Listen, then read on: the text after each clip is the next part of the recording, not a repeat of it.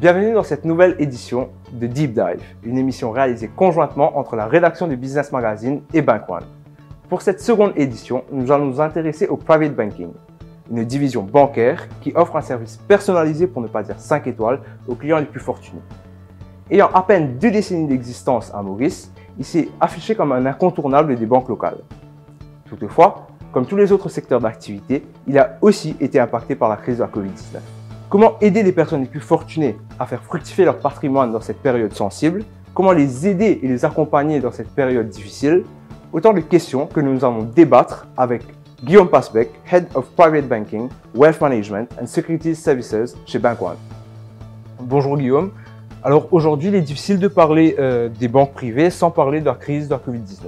Alors qu'en est-il de l'impact que cette crise a-t-il finalement eu sur la banque privée? Bonjour Nirvan, merci pour ta question. Donc effectivement, concernant le private banking et cette crise du Covid-19, ayant à mon actif quelques crises passées, la crise de 2000, la crise de 2008, on aurait pu penser que les marchés financiers auraient été très impactés par cette crise liée au coronavirus. Et au final, l'intervention unique des banques centrales, que ce soit en Europe, aux États-Unis, en Asie, concertée, a permis aux marchés financiers de se stabiliser et contre toute attente de délivrer des performances parfois très surprenantes, notamment sur les marchés US, où on voit des indices américains qui explosent leur record historique. Vous avez tous entendu parler du secteur technologique également qui se porte très bien. Et donc, on a eu des performances de gestion de portefeuille au final très importantes, très positives contre toute attente. Donc, au final, on s'aperçoit que dans le monde entier, les flux concernant les banques privées sont en croissance et les encours sous gestion sont en croissance. Alors, il est un fait que la crise a fortement diminué les retours sur investissement, mais qu'en est-il des actifs sur la gestion des banques privées? Alors, Nirvan, concernant effectivement le rendement, les banques centrales, quand je disais tout à l'heure qu'elles sont intervenues, elles ont baissé en fait leur taux d'intérêt. Ce qui a provoqué finalement pour l'épargnant qui place son argent sur des saving accounts par exemple ou des fixed deposits ou directement sur le marché obligataire, une baisse des rendements. Ça, c'est une réalité. Aujourd'hui, on est dans un environnement de taux bas historique. On a le 10 ans français, par exemple, qui est en territoire négatif, le 10 ans US qui est à 1,40. Donc, on voit bien qu'on n'est pas sur des rendements aujourd'hui intéressants pour les épargnants. Donc, il y a plusieurs solutions en fait qui sont possibles. Pour ceux qui ne veulent pas prendre le risque action, il faut aller sur de l'obligataire, ce qu'on appelle corporate, d'entreprise, qui sera évidemment moins bien noté que les obligations d'État, mais c'est effectivement une solution. Donc là, à travers des fonds d'investissement qui investissent sur des obligations corporate, on peut aller chercher du rendement.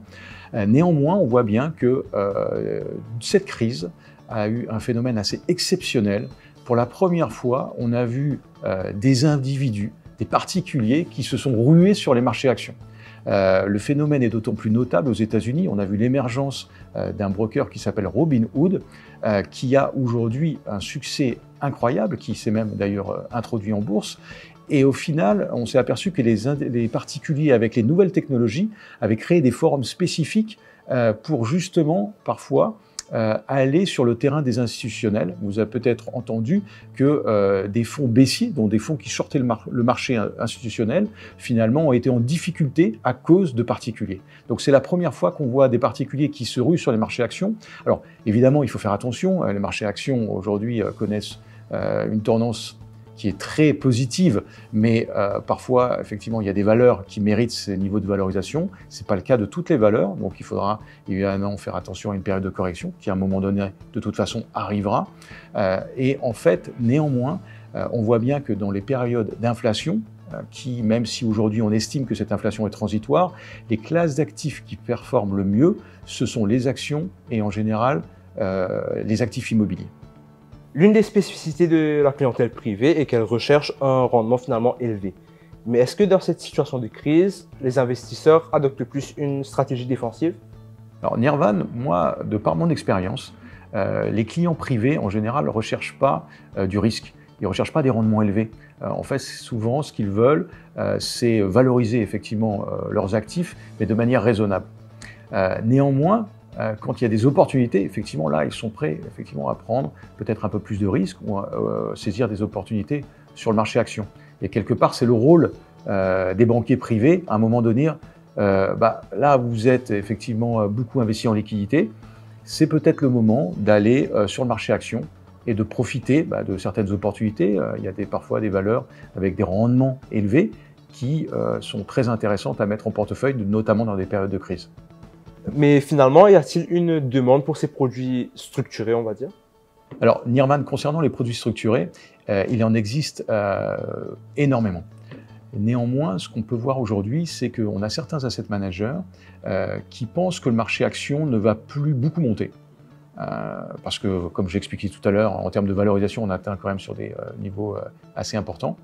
Ils pensent qu'il ne va pas beaucoup baisser non plus, parce qu'on a les banques centrales qui sont là, qui apportent beaucoup de liquidités. Et donc, en fait, ils jouent un scénario de latéralité des marchés financiers, notamment des marchés actions. Et ce scénario leur permet d'encaisser plus de coupons, plus de rendement, que s'ils investissaient directement sur le marché action.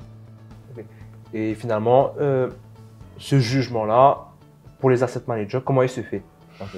Alors, chaque asset manager a sa philosophie, ses modèles. Néanmoins, personne n'a de boule de cristal. Toujours est-il ce qu'on voit, et en fait, quand on discute avec eux, ils nous disent qu'aujourd'hui, les marchés financiers ont très peu de volatilité, ont des niveaux de valorisation quand même assez généreux dans certains secteurs. Donc, ils préfèrent quand même néanmoins sécuriser une partie de leur portefeuille actuellement. Alors, Bank One opère sur une architecture ouverte. Qu'est-ce que finalement une architecture ouverte? Donc, l'architecture ouverte, c'est laisser l'opportunité au client de choisir lui-même son asset manager. Souvent, dans les banques, on propose une gestion de la banque directement. Nous, on a fait le choix, en fait, de sélectionner des asset managers qui, en toute indépendance, vont pouvoir gérer le portefeuille du client. L'architecture ouverte aussi, c'est laisser au choix aux clients qui souhaitent directement avoir accès au marché financier, d'avoir accès à l'ensemble des fonds de gestion internationaux. Et nous, Bank One, nous avons fait le choix en fait, de ne pas avoir nos propres fonds d'investissement pour éviter tout conflit d'intérêts. Et finalement, en quoi c'est plus intéressant pour... En fait, on s'aperçoit que certains asset managers vont être très performants dans certaines classes d'actifs et dans d'autres moins. Donc aujourd'hui, on voit que certains sont très bons sur le marché obligataire à yield, donc ils vont être très bons sur le marché actions européen ou américain. Et donc, ça permet à un portefeuille, finalement, d'être très diversifié en termes de noms et en toute indépendance. Guillaume, on constate une amélioration du taux de vaccination mondial et une diminution de la volatilité économique. Que pouvez-vous nous dire? On s'en souvient, quand la découverte du vaccin par Pfizer a été annoncée, les marchés financiers internationaux ont vraiment salué cette découverte parce qu'en fait, on pensait que cette vaccination allait pouvoir solutionner très rapidement cette crise du coronavirus. Aujourd'hui, on s'aperçoit que malgré le fait que les taux de vaccination aujourd'hui sont de plus en plus importants, on s'aperçoit que la crise va être plus longue que prévu. C'est pour ça que les banques centrales continuent d'intervenir et cela profite finalement à la volatilité qui reste très basse sur le marché financier. Donc aujourd'hui, je dirais que c'est une bonne chose parce que ça permet effectivement de stabiliser cette économie qui aujourd'hui est en train de repartir, mais qui a encore besoin de soutien. Alors je vous remercie beaucoup Guillaume pour votre intervention. Quant à nous, on se retrouve très prochainement pour une nouvelle édition.